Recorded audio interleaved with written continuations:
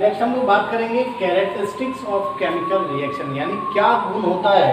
कुछ ऐसे भी गुण हैं जो रासायनिक अभिक्रिया का, तो हम लोग देख लेते हैं रासायनिक अभिक्रिया क्या क्या गुण है।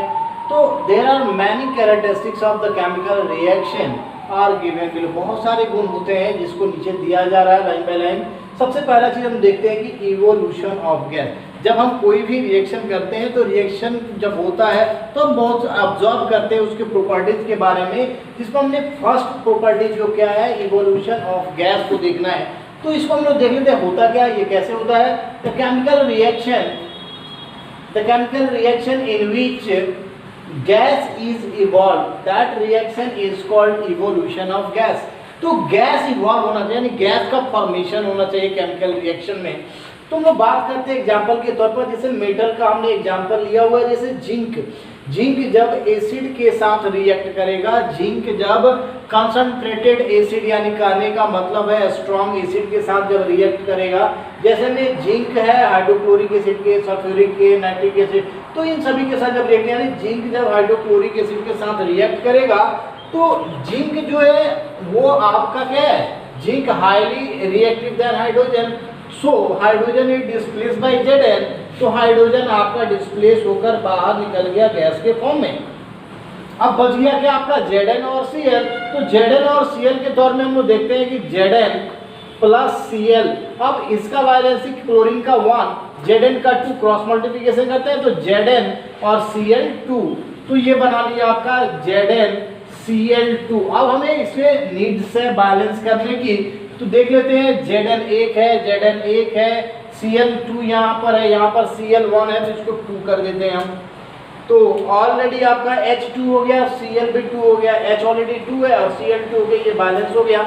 यहाँ पर हम देखते हैं ये सिंबल रिप्रेजेंट करता है इवोल्यूशन ऑफ गैस को, यानी अपवर्ड एरो यदि किसी भी रिएक्शन में दिया हो तो समझ लेना है कि ये रिप्रेजेंट कर रहा है कि इस रिएक्शन के दौरान गैस का इवोल्यूशन हो रहा है, यानी फॉर्मेशन हो रहा है। तो यहाँ पर हाइड्रोजन गैस निकला हुआ है। नेक्स्ट रिएक्शन में हम देखते हैं जब सोडियम हाइड्रोक्लोरिक एसिड के साथ रिएक्ट करेगा तो क्या करेगा। तो यहाँ भी हम देखते हैं कि sodium is highly reactive then hydrogen, sodium is highly reactive then hydrogen. So hydrogen is displaced by sodium, तो hydrogen is displaced by sodium, तो H2 ऑलरेडी बाहर गैस के फॉर्म में निकल गया। अब बच क्या गया Na और Cl। यहाँ पर हम लोग देख लेते हैं वैलेंसी Na का 1 और Cl का भी 1, तो 1 1 यानी NaCl। अब हमें नीड है इसे बैलेंस करने की, तो यहाँ पर सबसे पहले हाइड्रोजन को बैलेंस करते हैं, तो हाइड्रोजन 2 है, इसको हम लोग 2 कर लेते हैं। जैसे ही हाइड्रोजन को 2 किए तो क्लोरीन भी 2 हो गया। क्लोरीन को 2 करने के लिए यहाँ पर क्लोरीन को 2 कर देते हैं, तो सोडियम भी 2 हो गया, सोडियम को 2 कर देते हैं, ये बैलेंस हो गया। इस रिएक्शन में भी हमने देखा कि हाइड्रोजन गैस का इवोल्यूशन हो रहा है, तो ये एग्जांपल है आपका इवोल्यूशन। अब नेक्स्ट हम देखते हैं कि पीबी नाइट्रेट को, यानी लीड नाइट्रेट को जब हम इसको ब्रेक डाउन करते हैं यानी डिकम्पोज करते हैं, तो यहाँ पर ये दोनों डिस्प्लेसमेंट रिएक्शन का 3 गो है। अब नेक्स्ट देख लेते हैं, पोटेशियम आपका वाटर के साथ रिएक्ट करेगा तो क्या बनाएगा। तो potassium is highly reactive then hydrogen, hydrogen is displaced bye potassium and it is form KOH plus H2, यानी ऑलरेडी फिर से आपका हाइड्रोजन गैस बाहर निकल रहा है। अब इसको बैलेंस करने की हमें आवश्यकता है, हम इसे बैलेंस कर लिए। बैलेंस करने के लिए हमने दिखा दिया, इसको बैलेंस कर लिया। अब यहाँ PbNO3 को देखते हैं, तो PbNO3 ऑलरेडी जब टूटता है तो बनता है आपका लीड ऑक्साइड, नाइट्रोजन डाइऑक्साइड और ऑक्सीजन, तो ये ऑलरेडी दो गैस इसमें इवोल्यूशन हो रहा है, तो ये भी आपका एग्जांपल है इवोल्यूशन ऑफ गैस का।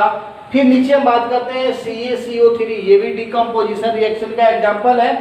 तो डिकम्पोजिशन रिएक्शन के दौरान हम देखते हैं तो डिकम्पोजिशन रिएक्शन करता है तो Mg ये बनाता क्या CaO प्लस CO2, यानी CO2 ऑलरेडी इसमें आपका गैस है, तो CO2 गैस जो है यानी यहाँ पर भी गैस का इवोल्यूशन हो रहा है, तो ये एग्जांपल हो गया evolution of gas. Next property हम देखते हैं। नेक्स्ट हम लोग बात करते हैं कि फॉर्मेशन ऑफ प्रेसिपिटेट, यानी ये रिएक्शन के दौरान प्रेसिपिटेट बनता है। तो उस प्रेसिपिटेट के बारे में हम लोग जान लेते हैं कि ये प्रेसिपिटेट है क्या और बनता कैसे है।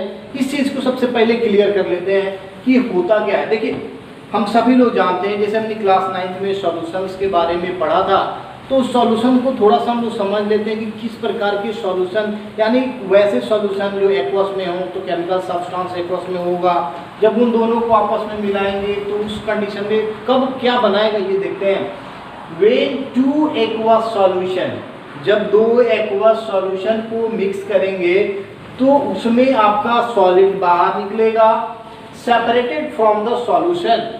तो नेक्स्ट सॉल्यूशन से सॉलिड जो बाहर निकलता है उस सॉलिड को हम लोग क्या कहते हैं, प्रेसिपिटेट कहते हैं।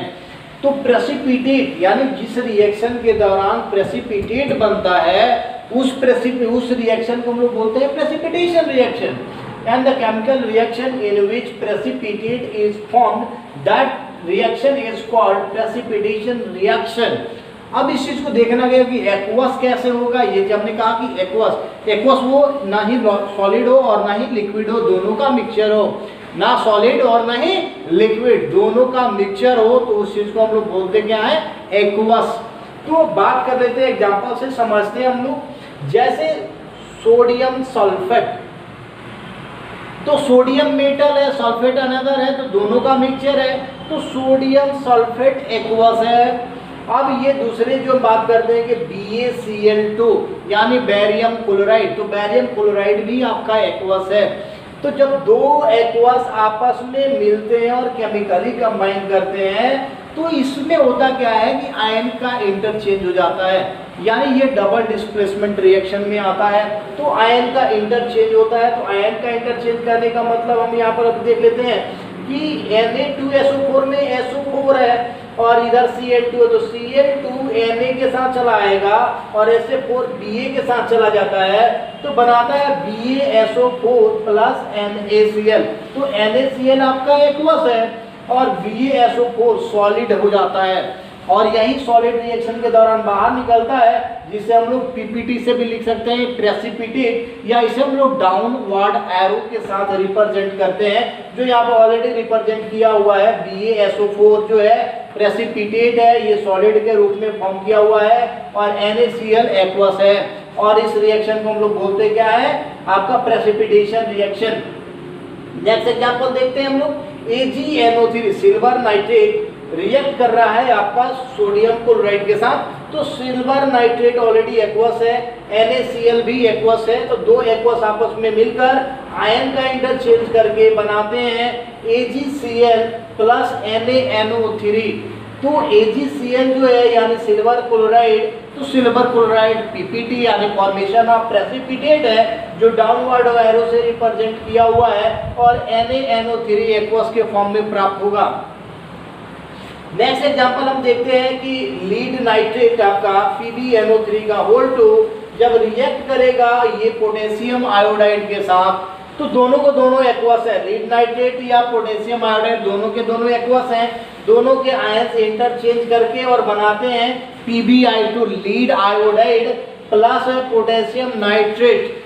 तो इस कंडीशन में PbI2 यानी लीड आयोडाइड जो प्रेसिपिटेट बनाता है, जिसे हम डाउनवर्ड एरो के साथ रिप्रेजेंट किया हुआ है, जो प्रेसिपिटेट दिखाएगा केमिकल रिएक्शन के दौरान, और KNO3 जो है एक्वस बनता है। ये सारे के सारे जो एग्जांपल्स होंगे वो डबल डिस्प्लेसमेंट रिएक्शन के दौरान आएंगे। तो डबल डिस्प्लेसमेंट रिएक्शन भी हम इसे कह सकते हैं या हम इसे प्रेसिपिटेशन रिएक्शन भी कहते हैं। नेक्स्ट हम लोग देखेंगे इसके बारे में कि नेक्स्ट हमारा जो टॉपिक है वो क्या है।